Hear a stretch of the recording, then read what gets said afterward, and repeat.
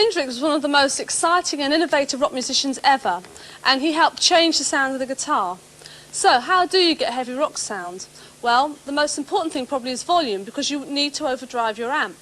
Guitarists started to overdrive stacks like these by turning up their amps, turning up the guitars to full volume, and they found they could get a lot of sustain and distortion.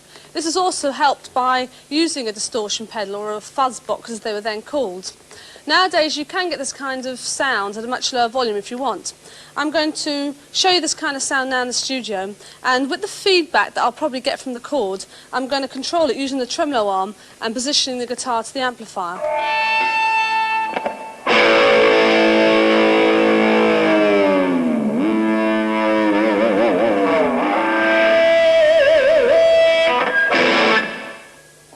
That was volume.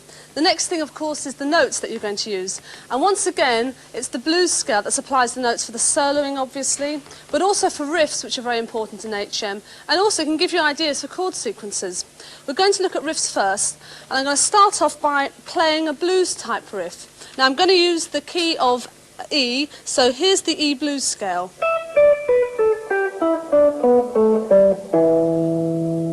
So, a blues riff in E.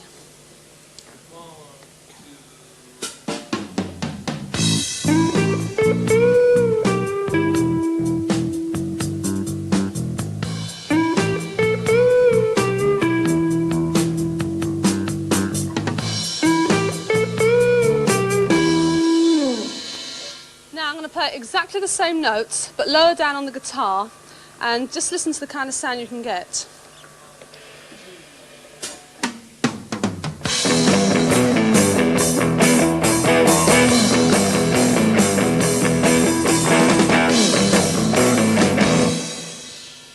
Now, the same principles apply to chords. You want to get quite a heavy chord sound, use the bottom strings, use downstrokes. This will give you more power. Now, you can play an A chord using these notes, an E chord like this,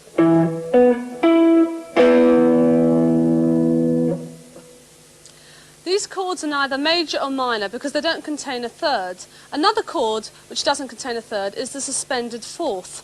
Now, this is formed by taking a major chord, this is A major, and substituting a fourth note for the third. And back to the major. This sounds quite dramatic if you play it like this.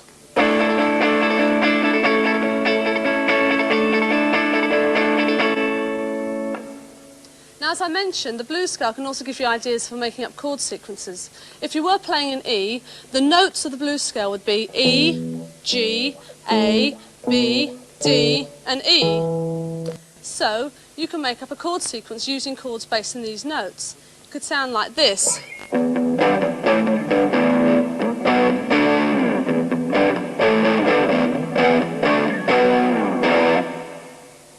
The next thing we're going to look at, of course, is soloing, because this is probably the way that the guitar is most associated in heavy metal. We're going to look at a right-hand technique first. Instead of picking the strings usually with just your plectrum, if you use the side of the thumb as well, you can actually get to sort of a lot of harmonics from the notes, like this.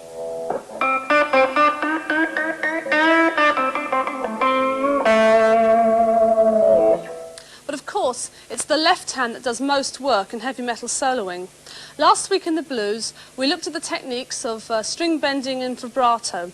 These are still important, but in heavy rock, the solos tend to be a lot more flashy and faster. So we're going to look at a couple of techniques now which can make you appear to play faster. Now, the first one is called hammer-on. Now, if you fret a string and then hammer on a second note without picking the string again, this is called a hammer-on, like this. Almost the reverse technique is called a pull-off. You would fret the note and then pull away with the finger like this.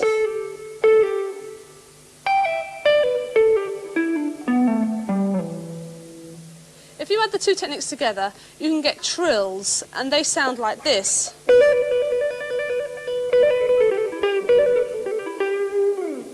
These sound quite good on open strings, and you can play one-handed like this.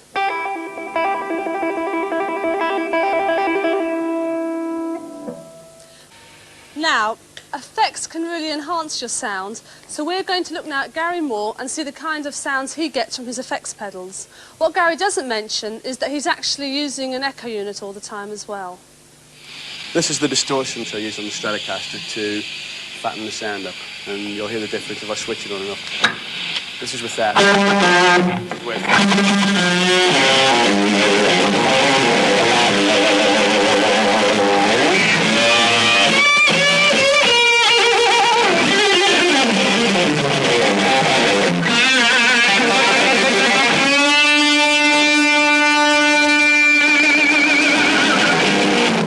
It makes for a more powerful sound from this guitar because of the weakness of the pickups.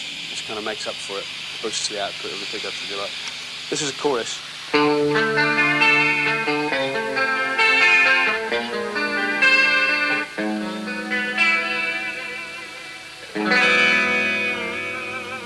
It gives you a kind of a shimmering type effect.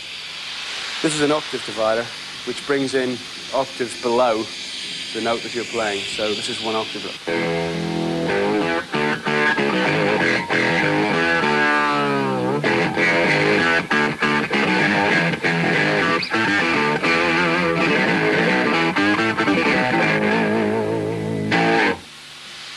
This is a flanger, which is similar to a chorus, but gives more kind of a sweep.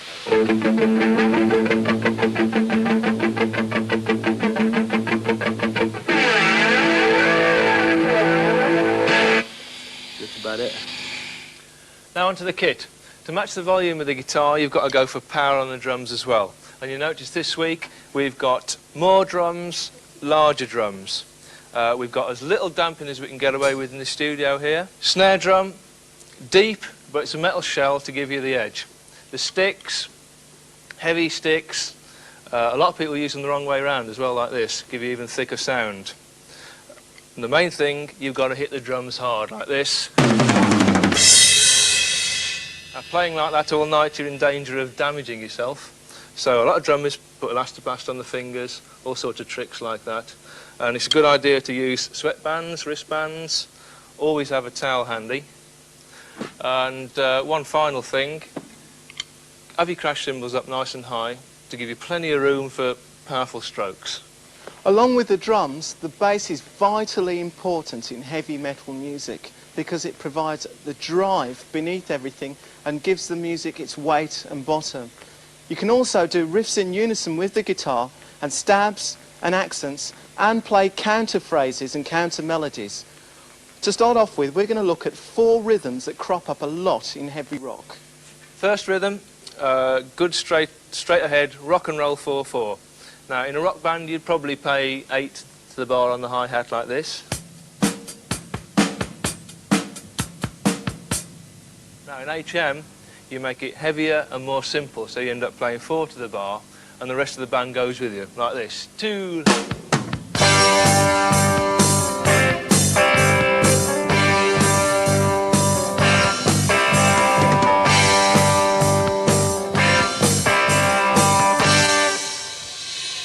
This sort of music is great for one-fingered bass players because as long as you get the rhythm right, you're going to sound pretty good.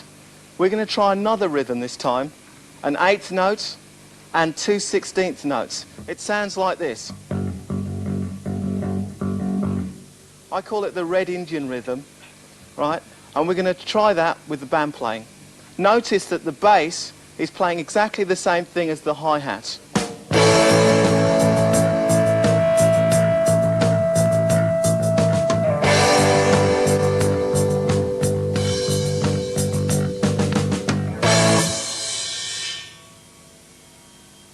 Now triplet rhythms, they crop up in heavy rock as well, and the blues shuffle becomes the HM boogie. Again, you simplify it and the whole band locks together like this one. 2, 3, 4.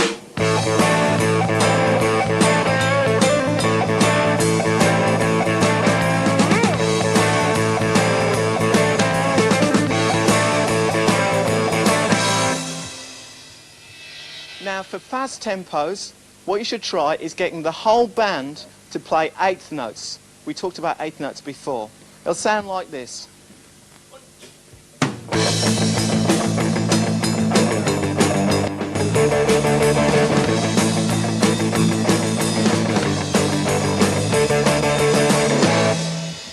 Apart from the single note rhythms and phrases, you can play 2 notes, 3 notes, or a whole chord all at the same time.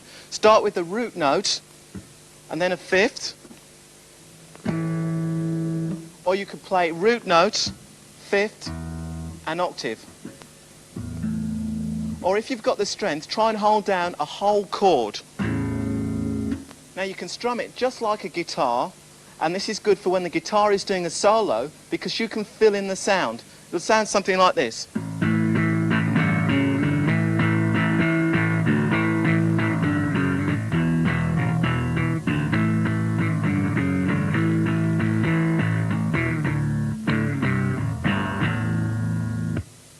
And now, faster than the speed of light and heavier than a ton of bricks, Motorhead.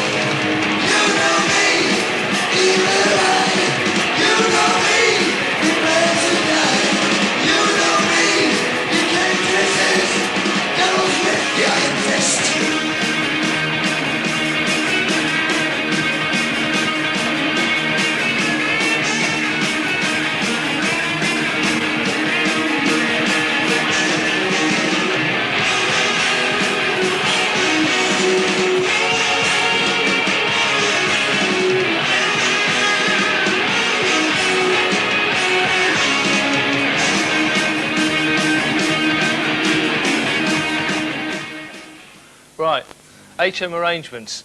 Here's one really dramatic trick. What you do, the bass and the drums accent stabs while the guitar plays consonant eights, like this. 1, 2, 3, 4.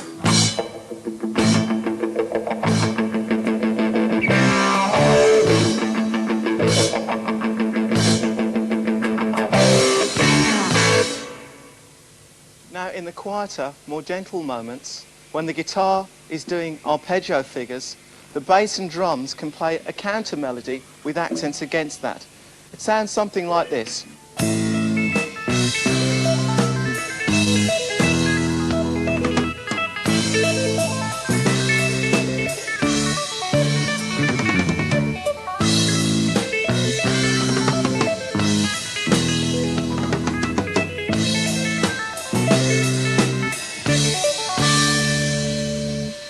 Now try playing that with the guitar and with a heavy drum beat.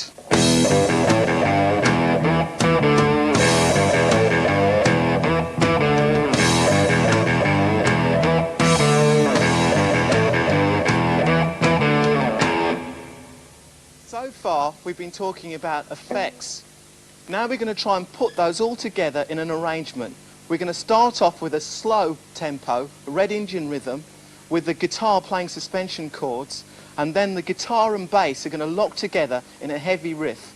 And then the drums is going to play double tempo with a guitar solo, and then we're going to do fills. The bass, the guitar, and then the drums, and we're going to end the tune by playing in unison. 1, 2.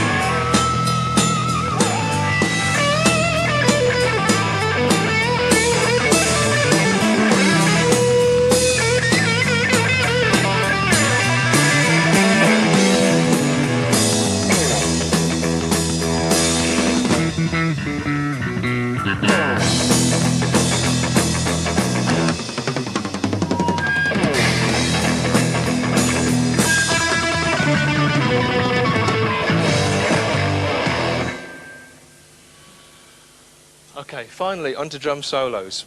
Now, you don't have to be brilliant to play a drum solo, though it does help. The main thing I want to get over is to think musically. For instance, ease yourself in playing a rock rhythm and just alternate 1 and 2 bar fills until you're into your solo. Maybe like this.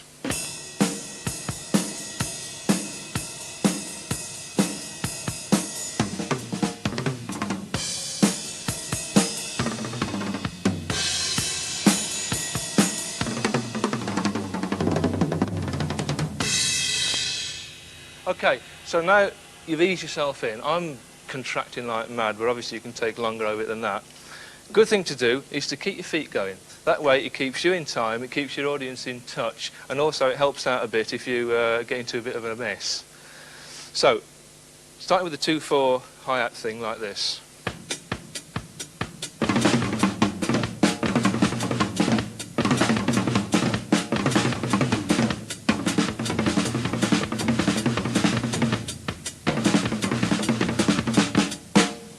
Then you've got to bring it down, give yourself a bit of a breather.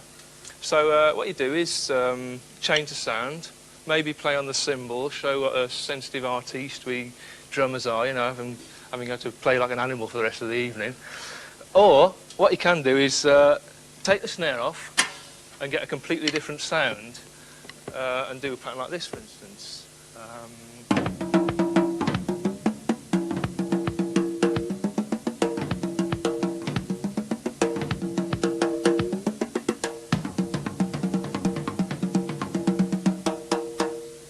Next, put the snare back on and you've got to start building up.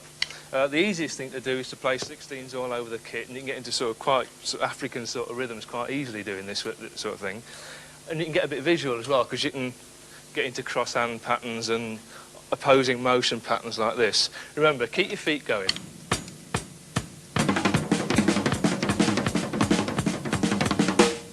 Okay, you can go on with those sort of things and build them up. The next thing to do is to bring your bass drum in with the hand licks. For instance, you can get triplet things going, like this one, just by doing... and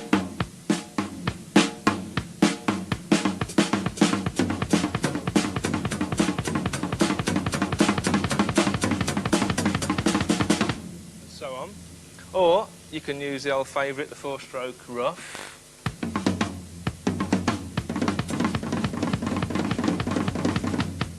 Okay, like that.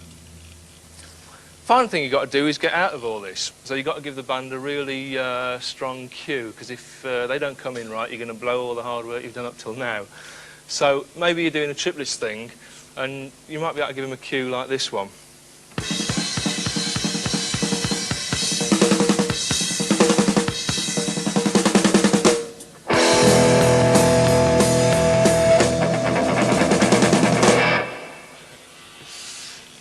Okay, now we're going to have a look at one of the first and best of the heavy rock soloists.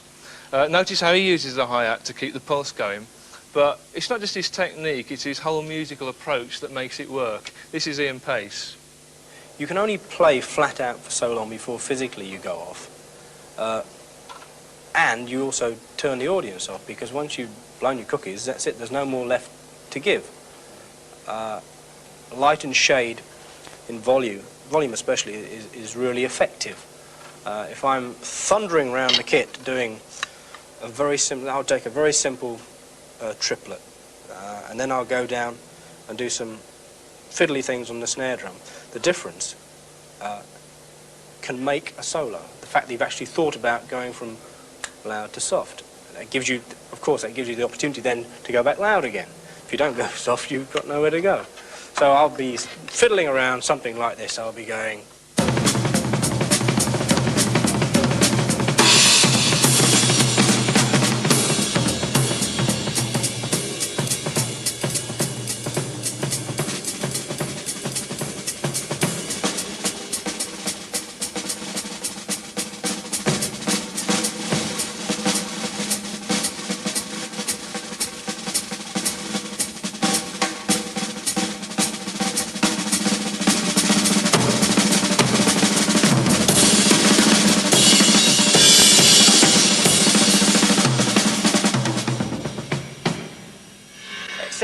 etc., whatever I think of doing next. Now, without that build-up, without the diminuendo, you have nowhere to go. We're going to finish this week with the Gary Moore Band. See if you can recognise the power chords, the riffs, and the rhythms that the band are using.